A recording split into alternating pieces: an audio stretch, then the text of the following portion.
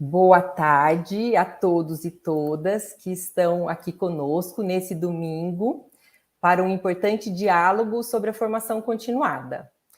Eu sou a Renata Mônaco, integrante da equipe do Instituto Iungo, e farei a mediação dessa mesa. Mesa essa que para mim tem um sabor muito especial, porque eu estou ao lado de 3 colegas professoras que carregam uma experiência incrível como formadoras. A Alciele Santos, que é articuladora de implementação do Instituto Iungo, a Alexandra Santos, que é especialista em implementação e desenvolvimento do Itaú Educação e Trabalho, e a Cleia Ferreira, que é head de currículo e formação do Instituto Iungo. Agradecemos também a participação de todos e todas que já compartilharam suas questões pelo chat e que vão alimentar aqui as nossas reflexões. Então, eu vou já trazer uma primeira questão para a professora Alciele, que foi apresentada pela Nathalie Rodrigues, e que ela nos diz o seguinte, que quando nós falamos em metodologias ativas, há uma discussão importante sobre o desenvolvimento integral dos estudantes. Então, de que modo podemos trabalhar, né, a metodologia ativa e as tecnologias digitais, considerando o protagonismo dos estudantes, mas também a condição de atividades individuais ou coletivas? Boa tarde a todos, a todas aqui da mesa. Renata, alegria em tê-la como nossa mediadora, né? Você veio somar a trajetória que eu, Alexandre e Cleia construímos juntas na elaboração do pré-congresso. E a Nathalie, certamente pela pergunta, assistiu, né, a primeira gravação que nós fizemos, né, porque ela traz 3 pontos que eu abordo ali na fala inicial. A questão da educação integral como um projeto nacional, um projeto de Estado, um projeto de complexidade, e um projeto que requer metodologias ativas, que é o tema central desse congresso, né? A educação ativa no sentido amplo, não apenas a educação ativa que se dá por essa ou outra metodologia. Então, nesse sentido, Nathalie, quando a gente pensa no desenvolvimento integral do estudante, a gente está pensando numa educação para o desenvolvimento humano em todas as dimensões, né? A dimensão emocional, a física, a cultural, a intelectual, e unir essas dimensões requer, né, que esses educadores se organizem na escola também não sozinhos. Então, acho que já começa daí, né? Uma escola como uma organização coletiva, uma escola em que a gestão é compartilhada por todos para se alinhar num propósito comum. A partir disso, quando a gente pensa na prática de sala de aula em si, essa prática vai ser, né, coletiva, muito mais rica. Quando coletiva, será muito mais rica.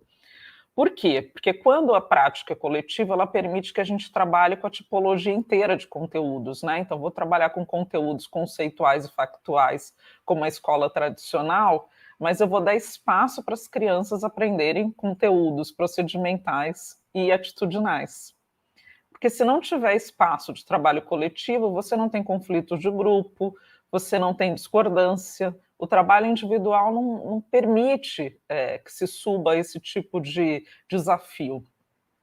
E quando esses desafios estão colocados, a gente vai trabalhar com outro papel do professor, né, que é o papel de mediação. Então, na abertura do congresso, nós tivemos a fala da Lilian Bassic, que ela trouxe muito isso, né, a mudança de papéis que decorrem dessa centralidade do estudante e dessas práticas coletivas. Então, a prática coletiva, ela não abandona o pressuposto que todo o processo educativo humanista precisa ter, que é considerar as trajetórias individuais, as histórias de vida, as questões de identidade, e as questões coletivas associadas, que são as questões do território. Por isso, também, dos desafios, né, das metodologias ativas é trabalhar com questões problema, trabalhar com situações desafiadoras. E eu acho que a gente vai falar mais sobre isso ao longo da mesa, mas já convoco aí a Nathalie a, sim, insistir nas práticas coletivas, entendendo que elas não abstraem as questões de individualidade, os processos de aprendizagem conceituais. É isso. Obrigada, Alciele. Acho que, né, você traz aqui uma reflexão que nos permite pensar nas composições entre os movimentos pedagógicos que devem se instalar dentro do processo, né, de ensino-aprendizagem. E eu vou agora trazer uma questão para a Alexandra Santos, que nos provoca a pensar, né, o que são as metodologias ativas, né? E como elas podem ser aliadas às tecnologias, porque o que acontece? Muitos professores acham que porque eles estão usando o Padlet, eles estão trabalhando com metodologias ativas. E aí, associada a essa questão, que também foi colocada pela Nathalie Rodrigues, tem uma outra provocação que a Sandra Regina Gomes nos traz, que é muito interessante, que é como é que as metodologias ativas podem estabelecer diálogos e conexões dentro da diversidade que a gente encontra na sala de aula, né? Que você tem alunos oriundos da zona rural, você tem os indígenas, você tem os quilombolas. Então, como é que a gente abraça esse todo, né, garantindo que o aluno esteja no centro, que o professor tenha a intencionalidade pedagógica nesse processo e tudo mais. Obrigada, Renata. Boa tarde a todas e todas. Eu queria reforçar aqui a felicidade de fazer parte desse encontro e dessa mesa que é, de fato, um encontro de colegas de trabalho, um reencontro com colegas de trabalho. E agradecer muito a Nathalie e a Sandra pelas perguntas, que são provocações também, e, em especial, provocações que nos movimentam, né, e abrem espaços para a gente ampliar a discussão aqui com vocês. Bom, Nathalie, acho que a Alciele já trouxe, né, bastante dicas, né, da questão da sua pergunta sobre o que são as metodologias ativas, e quando a gente atrela, né, eu acho que o contexto que você coloca é fundamental. Não basta utilizar ferramentas tecnológicas para se dizer, né, alguém, um profissional que lança a mão das metodologias ativas. Existe um princípio, né, no trabalho da educação ativa, como bem a Alciele colocou, né, para a gente entender numa concepção mais ampla, o princípio que é das mudanças de prática, que é da intencionalidade desse professor. Então, se eu uso metodologias ativas com ou sem tecnologia, isso tem a ver com a intencionalidade e com a perspectiva de que o estudante ou o professor, no caso de processos formativos para docentes, ele realmente vai fazer parte desse processo. Esse processo vai ser dialógico, porque se pretende significativo para esse docente. Então, a gente pode sim lançar mão de metodologias, de processos ativos com tecnologia, desde que eu tenha intencionalidade para o uso dessas tecnologias. Mas eu também posso, e aí eu gostei muito da provocação da Sandra, lançar mão de metodologias ativas sem o uso da tecnologia e ainda assim realizar um processo, um trabalho de qualidade, de excelência. Mais uma vez, né, o uso de tecnologias, ferramentas tecnológicas, elas estão a serviço de auxiliar o trabalho. Elas não são exatamente o cerne, né, do processo do trabalho que lance mão de uma metodologia ativa ou de várias metodologias ativas. Então, no contexto de desigualdade, que acho que foi esse o ponto que a Sandra traz e que permeia outras questões, outros comentários deixados para a nossa mesa, eu preciso ter a intencionalidade, né, de que eu vou atuar numa perspectiva que seja significativa para esse estudante ou para esse professor no contexto das formações, e utilizar ferramentas de tecnologias a serviço disso. Se o meu contexto, né, se a minha realidade não permite o uso de ferramentas tecnológicas, eu acho que ainda assim, e com certeza, é possível fazer um trabalho que seja potente, utilizando as ferramentas que são possíveis, que são factíveis para o contexto em que esse processo formativo se realiza. Acho que a gente continua ainda com essa discussão. Obrigada pela questão. Obrigada, Alexandra. Acho que você traz aqui uma reflexão importante, que como é que o ensino, né, pode acontecer de maneira a realmente colocar o aluno no centro dos processos, independente dos recursos, né? Acho que tem aí uma prática que precisa estar sempre sendo pensada, refletida, discutida, para que se garanta essa centralidade dos estudantes, não é? E aí eu quero trazer uma pergunta agora para a Cleia, que foi feita pela Hilda Martins e que nos convida a pensar sobre as mudanças que a implementação do novo ensino médio, que vai ganhar a escala nacional a partir de 2022, provocam. E aí, o que a Hilda está nos colocando aqui como questão? Quais são os diálogos que podem ser estabelecidos entre essa necessidade de mudanças que o novo ensino médio prevê e o letramento digital dos professores? E ela ainda complementa com uma outra questão que eu achei muito interessante no acompanhamento do chat, que vocês trouxeram professores e alunos o tempo todo em diálogo, né? Ora as perguntas estavam direcionadas às questões dos docentes e ora dos alunos, porque não tem mesmo como dissociar. Então, como evitar a exclusão digital dos alunos quando não há estrutura suficiente? E aí nós temos também, Cleia, o comentário, por exemplo, da Cláudia Chaves, que está ali, né, no dia a dia da escola, vendo que a evasão dos alunos está também sendo justificada pela não possibilidade de uso de tecnologia. Então, como é que a gente conversa com essas questões? Olá, boa tarde a todos e todas. Quero aqui, enfim, dizer também da minha alegria de compor essa mesa e fazer parte dessa reflexão, dessa discussão aqui ao lado de Alexandra, Alciele, Renata, companheiras aí de longa data. E acho que as perguntas que você trouxe são bastante provocativas, né?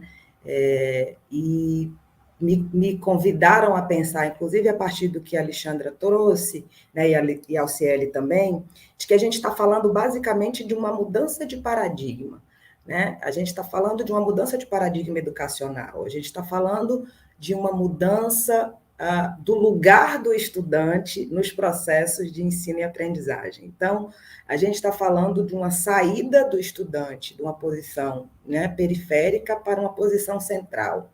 Então, quando a gente está falando de metodologias ativas, a gente está falando basicamente desse processo de transição do estudante, né, para que ele seja ali, junto com o professor, coautor do seu processo de aprender. E as inovações que o ensino médio está propondo caminham basicamente nessa direção, né, de poder oportunizar a esse jovem que ele seja coautor dos seus percursos e aí tenha nesse movimento possibilidades diversas de escolha e que as redes, né, e escolas possam também pensar processos e aí, enfim, que vão estar refletidos nos seus currículos, né, nas suas propostas curriculares, que contemplem essa diversidade que está ali presente, né? E aí, na fala da Alexandra, me evocou uma memória da fala da Vera Candor, que tive o privilégio de ter como orientadora no doutorado, que é de falar sobre a diferença. A diferença ela é constitutiva dos processos educacionais, a gente vai lidar com ela o tempo inteiro. Né? O desafio do professor no contexto da educação, seja no ensino médio ou em qualquer outra etapa da educação básica, é não transformar a diferença em desigualdade, é reconhecer a diferença como uma vantagem pedagógica. Isso tem a ver com o que a Alexandra falou de intencionalidade. Né? Então, basicamente, entendo que a gente tem nessas inovações um potencial enorme de mudança, de reposicionamento do estudante e dos processos de aprender.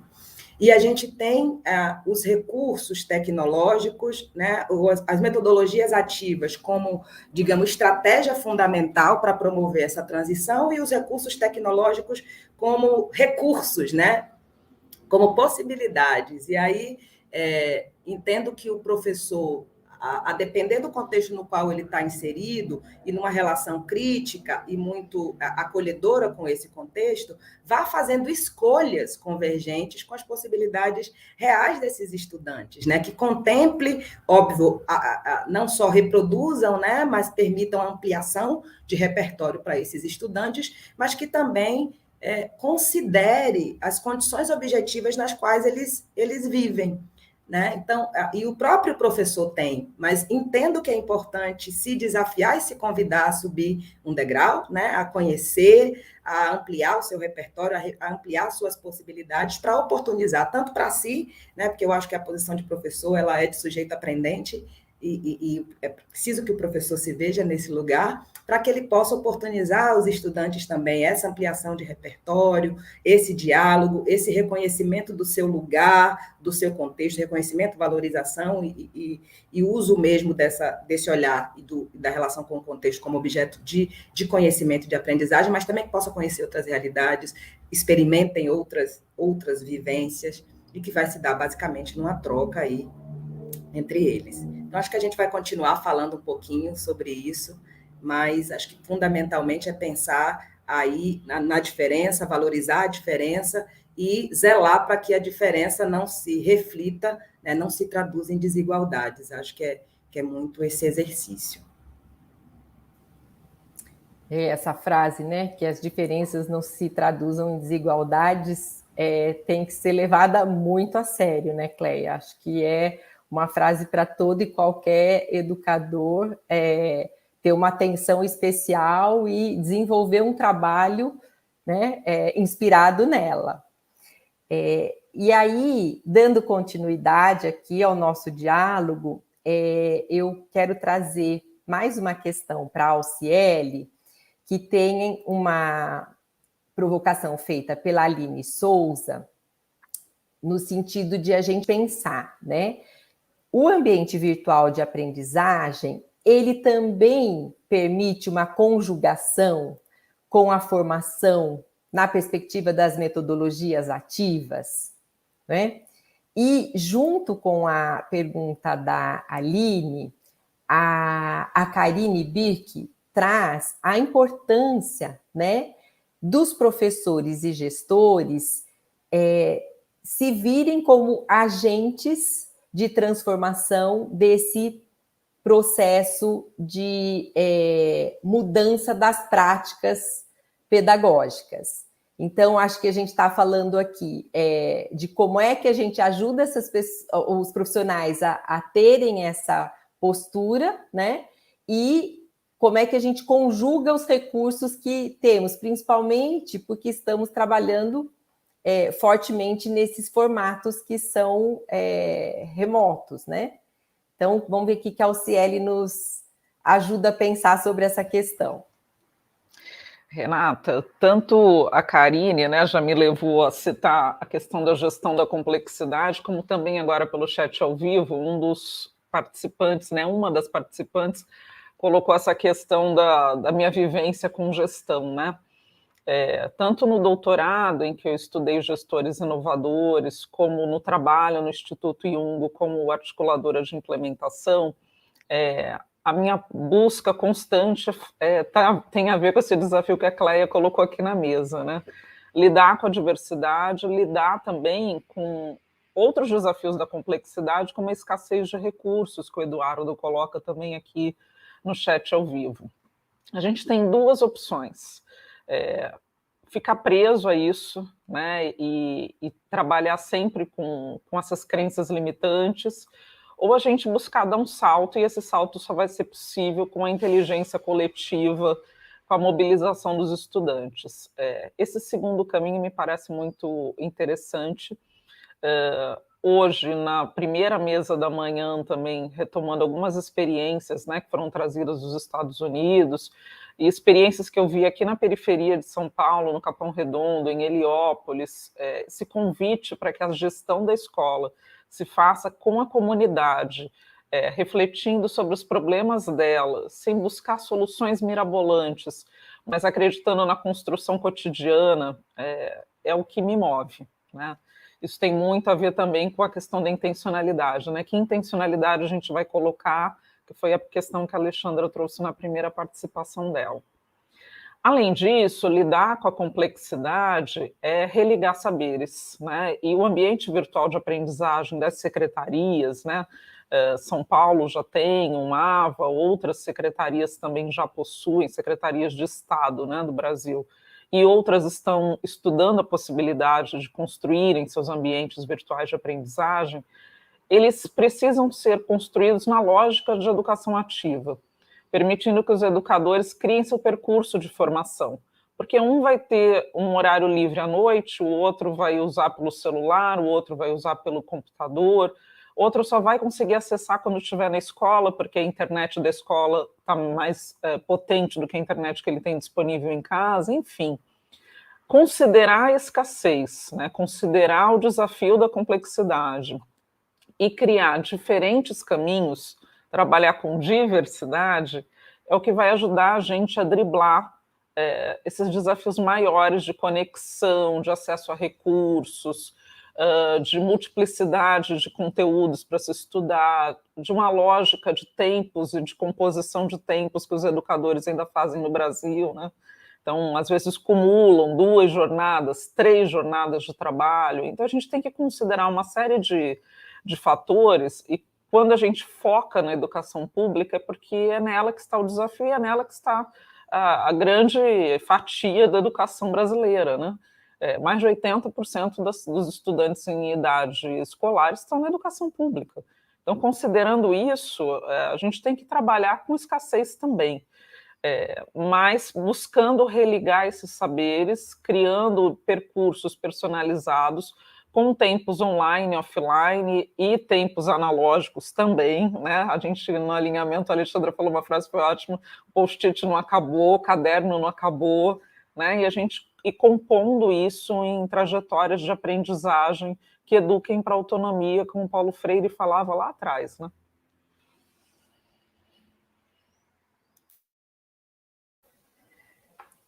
Muito bom, né, Alciele, você trazer aqui o Paulo Freire, que há tanto tempo nos inspira e nos convida realmente a trabalhar numa perspectiva de dar mais sentido aos processos de ensino e aprendizagem, e a nossa luta continua, não é? Com ou sem tecnologia, a gente tem que ter sempre esse olhar cuidadoso para os processos. E aí, Alexandra, tem aqui também a pergunta da Kátia Barbosa, que ela ficou curiosa para entender com um pouco mais de profundidade como é que foi esse processo de formação que vocês desenvolveram, né, que mostra tanto cuidado para que as competências digitais dos professores e gestores pudessem ser ampliadas. Porque tem também, por exemplo, a Merilane, que traz o cuidado com o letramento dos professores é importante, mas também dos alunos. Então, assim, há resistências. Como é que a gente gera engajamento? Então, acho que a experiência que você compartilhou trouxe um caminho, mas tem vários caminhos possíveis. Então, a reflexão poderia ir um pouco nessa direção, né? Como é que a gente abraça essa dificuldade que, principalmente na pandemia, se escancarou e ajuda todo mundo a avançar, né, na construção aí de um processo bem significativo de aprendizagem. É isso, acho que, de modo geral, nós estamos aqui compartilhando experiências que falam de alguns pilares, né?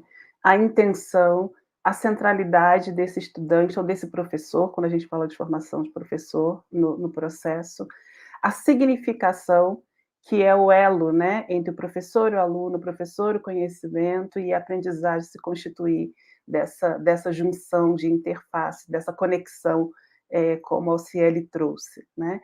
Esse compartilhamento de experiência que eu fiz, ele reflete muito todo esse processo. O planejamento de uma atividade que precisa ser reestruturada, que precisa ser repensada e adaptada ao contexto real, né? Em que a gente enfrentou, enfim, e trazendo um pouco do que a Cléia trouxe, né? Que é realmente a frase, né? Que a gente lide com as diferenças de modo que não sejam desigualdade, né? Então, de que forma esse processo formativo alcançaria a todos os participantes da formação? Então, não bastou a tecnologia, a acessibilidade à tecnologia, um olhar, né, menos atento, talvez focasse exatamente nesse acesso, que muitas vezes é o grande empecilho, o acesso é o empecilho, mas o contexto nos levou a entender que nem sempre é só o acesso, né? O entendimento desse acesso. Então, a experiência que eu compartilhei é exatamente a tradução de um exercício, de uma possibilidade sobre a qual a gente tem falado, né? Lidar com os contextos reais. Então, a gente não utilizou, eu falo do tutorial, né? Das ferramentas digitais que nós utilizamos, foram recursos simples de forma de gravar usando a própria ferramenta digital, né? A gente não usou grandes produções de vídeo para fazer esse tutorial, era mesmo eu e a câmera com o computador ligado, explicando e projetando a tela de como essas ferramentas seriam utilizadas no nosso processo formativo. Então, teve a intencionalidade e a busca, né, de fazer com que efetivamente a linguagem fosse alcançada pelos professores que participaram da formação, a atividade do tutorial também fosse totalmente direcionada a esses professores. Então, tem um lugar que é da customização para efetivamente esse processo ter sentido, e isso acontece na sala de aula no ensino médio, acontece na formação de professor e acontece também nos processos com gestores escolares, né? Então, acho que o ponto forte é como que a gente consegue, né, customizar, mas olhando para a realidade, para os contextos que nós temos e tentando alcançar da forma, né, possível os participantes desses processos formativos. Obrigada, Alexandra. Nós estamos caminhando agora, né, para um fechamento, e aí eu vou convidar para a gente fazer um rodízio, começando pela Cléia, né, porque tem o Marlos e a Flávia que trouxeram aqui a questão da homologia de processos como um caminho, né, potente e importante no trabalho da formação continuada. Então, vou convidar a Cléia para trazer aqui uma observação, né, uma reflexão sobre isso, e aí a gente passa a palavra para a Alciele e a Alexandra para irmos encaminhando aqui essa costura final. Pode ser? Então, acho que é bem importante, né, a gente agora falar, bem emblemático agora a gente falar sobre a homologia de processos, porque a nossa mesa é basicamente sobre a formação docente, e a gente estava falando sobre essa mudança paradigmática que está sendo pensada, né, de colocar os estudantes no centro do processo, como coautores, e o professor ali como mediador e como articulador dessa integração. Então, a perspectiva da homologia de processos, ela nos convida a promover intencionalmente, né, já que a intencionalidade foi uma palavra aqui recorrentemente acionada, intencionalmente, processos de formação que coloquem o professor em contato com esses caminhos, com essas possibilidades de fazer a educação, na qual ele experimente na condição de, né, ali, estudante, né, porque quando ele está passando por um processo formativo, ele muda de cadeira, digamos assim, o que é possível, desejável que ele, né, promova em termos de aprendizagem ao seu estudante.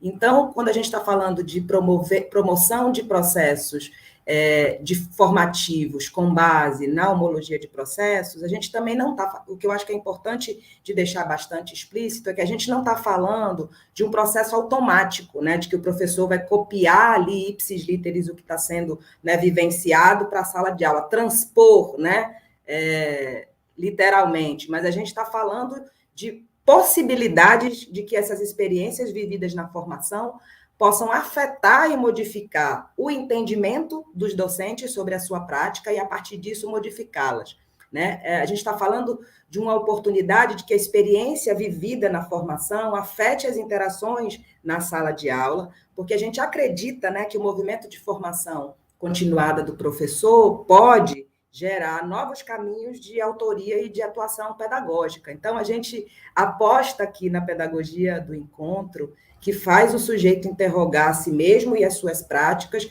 buscando promover melhores e mais significativas aprendizagens para os seus estudantes. Então, para que a gente, né, dê ali recursos para o professor fazer isso na sala de aula, a gente precisa, né, permitir a vivência disso, dar referências, dar possibilidades de inspiração. Então, eu gosto muito de lembrar que, quando a gente fala sobre homologia de processos, a gente está evocando lá o Dewey, né, e as suas elaborações sobre prática reflexiva, né, e o próprio Schoen, que fala sobre prática reflexiva, que implica esse exame contínuo aí do professor, que o professor é capaz de fazer sobre a sua própria prática, valendo-se do conhecimento que possui sobre ela. Então, uma das coisas mais ricas da homologia de processos é que ela pressupõe e considera o conhecimento que o professor já tem, né, e valoriza esse conhecimento. Então, ela se ancora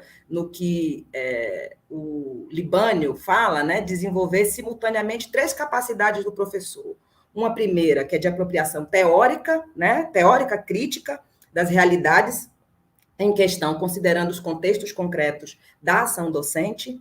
Uma segunda, que é de apropriação de metodologias de ação, de formas de agir, procedimentos facilitadores do trabalho docente e de resolução de problemas de sala de aula, que vocês, né, que as perguntas foram trazendo bastante. E a terceira dimensão e a terceira capacidade é de que o professor leve em consideração os contextos sociais, políticos e institucionais na configuração das suas práticas. Então, a gente, quando está falando de homologia de processos, a gente não está falando só do fazer, né, do método, a gente está falando também de uma capacidade, de desenvolver essa capacidade de apropriação teórico-crítica, de apropriação de metodologias e da capacidade de considerar esses contextos sociais para que ele promova aprendizagens efetivas e considere as diferenças, mas não, né, promova desigualdades. Então, tem uma dimensão aí que é fundamental de ser colocada, quando a gente está falando da homologia de processos, a gente não está falando simplesmente da sua dimensão técnica, pragmática, metodológica, né, e de uma apropriação acrítica pelo professor desses fazeres. A gente está falando de promover o encontro, o contato entre essas diferentes realidades ou experiências, para que dali possam emergir outras, fundamentalmente dialogadas com o contexto e com a experiência do professor e toda a criatividade que ele é capaz de acionar nesses processos. Bom, a Cleia foi dando referências muito importantes na fala dela, né, como Donald Schoen, são referências que representam a todas nós, e tem uma coisa também que está muito em nós 4 aqui da mesa, né, que eu estava acompanhando o chat, que é cuidar dessa multiplicidade que hoje requer esse fazer docente. Então, também somos professoras universitárias, esse evento é um evento do IUNGO, junto ao núcleo da Universidade de São Paulo. Então, manter o pé, né, em todas essas áreas da educação enriquece o nosso repertório individual, mas também enriquece o repertório coletivo que juntas constituímos. Eu acho que isso é importante, acho que isso é um convite que faço. Esse congresso se deu em homologia de processos, teve a oportunidade de se assistir ao vídeo antes, cada um no seu tempo, deixar perguntas que orientaram essa mesa. Então, essa interligação dos saberes que a teoria da complexidade do Edgar Morin traz para nós, está colocada também na forma como nós nos constituímos até aqui como congressistas. E também foi colocada para quem atuou como participante, porque viveu a experiência. Então, acreditar que essa escola é capaz de oferecer experiências como essa para os seus estudantes é acreditar nessa abundância, porque é lógico que a gente não vai dar conta de tudo que tem ofertado hoje nas redes sociais em educação para nós estudarmos. Mas que bom que estamos vivendo essa abundância, né, gente? Porque já vivemos o tempo da escassez em que para comprar um livro a gente tinha que se cotizar em família, né? E essa mesa que está reunindo 3 mulheres pretas que sabem o que é lidar com desigualdade, com carência, né, nas suas origens, né, e com a convivência que tiveram cada uma em sua realidade. Então, acho que essas questões estão colocadas para nós, elas não podem ser ocultadas, elas continuam sendo pauta das nossas pesquisas nas universidades e no terceiro setor. E, portanto, o que eu convido aqui, me despeço, é que vocês aproveitem esses conteúdos. Nós temos um conteúdo em comum, que é a plataforma Nosso Ensino Médio. Eu falei sobre isso no meu vídeo de abertura. E é um conteúdo aberto para o público em geral, que está sendo usado por várias secretarias de educação, para que se estude o repertório de novo ensino médio e para que a gente consiga colocar as nossas possibilidades, estudos individuais em diálogo, porque nada ali está fechado ou acabado. Está ali para que as pessoas conectem as suas identidades, as identidades dos seus coletivos, complementem e somem cada vez mais com todos nós. Obrigada pela participação, vou já entregando para a Lê. Obrigada, Alda. Eu também vou agradecer. Eu acho que tem um ponto importante da gente reforçar, é que a gente está exatamente no processo de compartilhar práticas, né? E quando a gente fala de metodologias ativas ou de uma educação ativa, tem algo que é central, que é, a gente não fala de reprodução. Então, independente do processo de homologia, de processo, a gente está falando qual é a metodologia ativa que a gente utiliza, a gente fala de processos de autoria e de criação.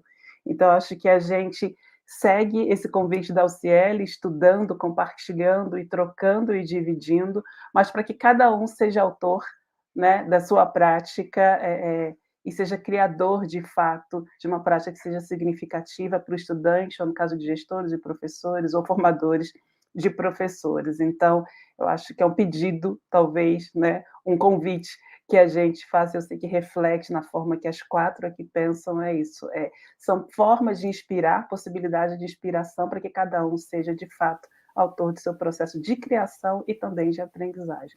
Muito obrigada pela participação de todas e todos. Obrigada, Alexandra, Alciele, Cleia. Aqui no chat os elogios estão a 1000 por hora, muitos agradecimentos, as pessoas dizendo o quanto elas puderam refletir junto conosco, que eu acho que o propósito era esse mesmo, né? Conectar um pouquinho dos nossos conhecimentos, mas também das nossas inquietações, levantar possibilidades para que cada um possa ir construindo caminhos para trabalhar nessa perspectiva, né, de uma formação continuada com qualidade, alinhada ao que hoje se discute no cenário da educação, e acho que vocês trouxeram aqui provocações extremamente valiosas. Então, eu agradeço o privilégio de ter podido estar com vocês, de dialogar com vocês e com todos esses educadores e educadoras de tantos lugares, porque eu vi aqui pelo chat que nós temos aí uma diversidade grande de representações. E acho que isso é de uma riqueza ímpar. Então, obrigada e boa continuidade para os que estão aí acompanhando o Congresso. Muito obrigada a todos.